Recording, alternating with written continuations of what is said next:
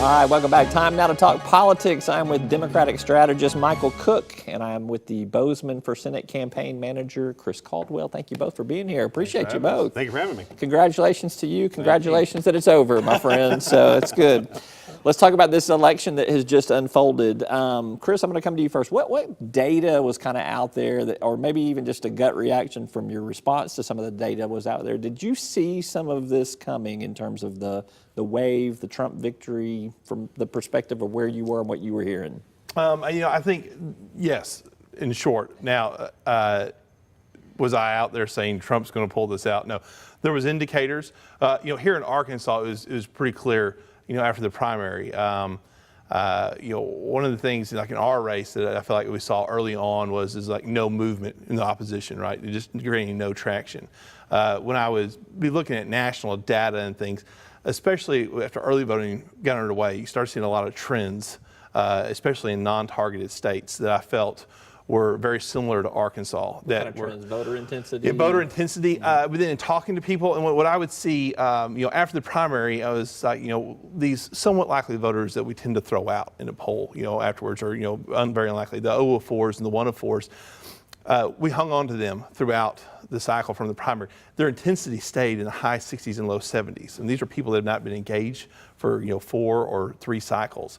And then just kind of talking around the country and seeing that there was something there. How you quantified that was the question, because there wasn't enough data on these people. But the intensity of these people that had not been participating for the last several years was very much present. Michael, the narrative was obviously very different in terms of the national narrative. Sure. So I guess, were Democrats just completely caught by surprise by this? Because there were some symptoms, some signs out there that there could be this outcome that we saw. Well, you asked the question, is it, gut reaction and data? And for me, it was a combination of the two. The Comey letter, when the letter came out on the first time, when he said that he's going to look into it, I think that actually dampened Democratic enthusiasm across the country. Of course, in Arkansas, there was never in doubt who was going to win Arkansas. But I think what happened there, that kind of tamped down some Democratic enthusiasm. And then what happened was, when he came back and said, "Oh, never mind, there's nothing there," I actually think that, looking at the post numbers, post-election, that actually ratcheted up the intensity among Trump supporters, who were thinking maybe they're trying to rig this election. Maybe it gets them more excited to show that we can't let her win this thing. So I think that letter had a significant impact. Now let me quickly add, she had other significant problems besides the letter. I'm not one of these who believe, the letter never happened, but that.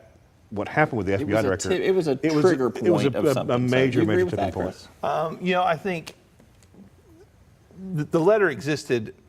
Comey is the letter existed with or without her actions. I guess I should say her actions brought on the letter, right? And that question mark. So the other things, as you mentioned, the other thing though I think is important to note is that in the targeted states, in the Wisconsin, in the Pennsylvania, in North Carolina, what you had there was you had some really close Senate races, and you had some Senate campaigns that were all in, and not just targeting suburban voters, not just targeting 404, targeting their voters, targeting Senator Toomey's voters, targeting Senator Johnson's voters. You had great ground games in those states, and so I think that the ground game we kept hearing about in the Clinton campaign was probably, maybe a little oversold than what it was. And in these 4 states that were kind of the blue firewall, if you will, that it wasn't quite as strong as they thought. 30 seconds. Well, I would say it was incredibly strong. The problem is, we now know they had the wrong operation. It was an intense, strong operation,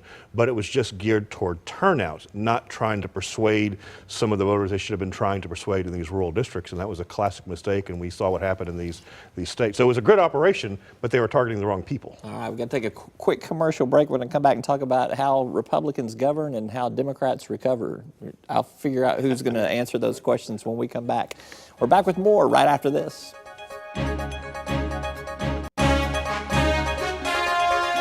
Welcome back to Talk Business and Politics. I am with Democratic consultant Michael Cook. I am with Boozman for Senate campaign manager Chris Caldwell. All right, gentlemen, so we've talked a little bit about some of the mechanics of what happened before the race and kind of how it all played out. Let's talk about what happens next. Chris, how do Republicans govern now that they have the White House, the Senate, and the U.S. House of Representatives they kind of got to respond now. Well, I think, and Senator Boozman actually mentioned this election night and in the coming days up to the election, it said, now we have a president to sign the bills that we've sent.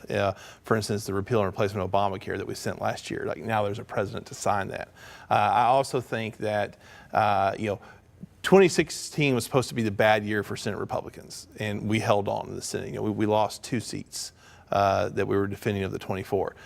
2018 is a worse year for the Democrats. So there's a lot of Democrats looking at, I may not want to be a stalwart because West Virginia, Montana, South Dakota, these states that Trump won resoundingly. Cooperation between I think there's going to be more out to cooperate.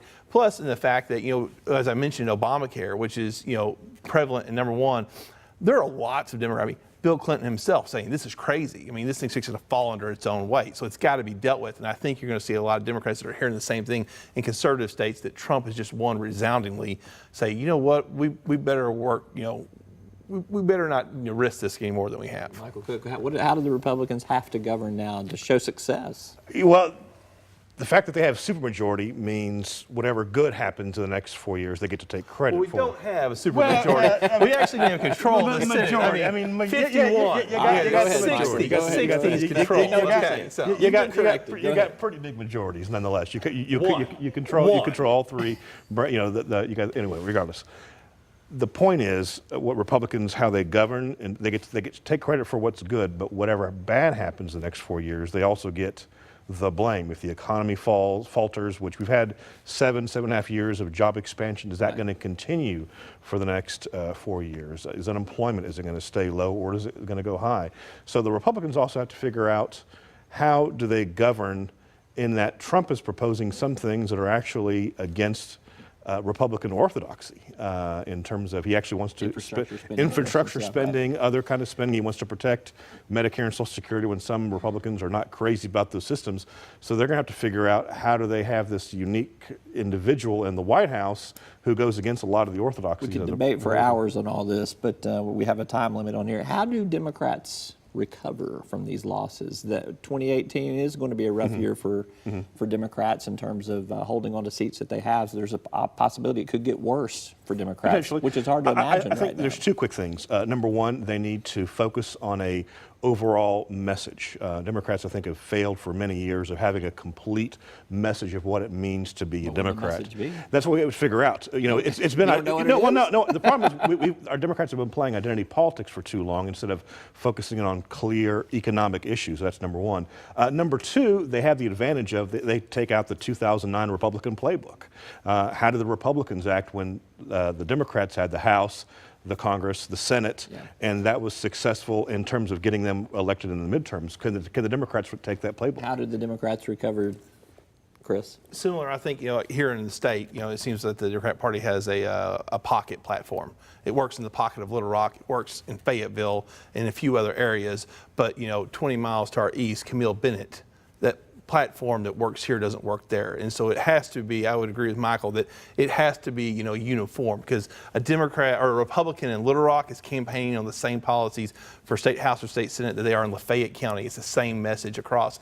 And this is a center-right state. This is a red state now. And so it's going to be really hard with a national Democrat Party, and that seems to be turning more into the steer or into the skid that it just came out of with the picks for the chair at the Democrat National Committee. And so that's going to be really hard in Arkansas. A lot what happens in Arkansas will depend on what happens in the National Party, and I hope that Democrats will come to realize what we in Arkansas understand, that a lot of times culture is more important than economics to a lot of voters. Yeah. And I think our National Tim Democrats Ryan basically is stating, today, the breaking news, he's going to run against Pelosi for, minority leader. He's basically saying this message right now. We've got to wrap it up, and we'll keep it there. We'll go to Web Extra if you guys will stick around for another round. You do that? Sure. Did you hear that earlier? Republicans and Democrats agreed on something. I want that to be duly noted here on the show.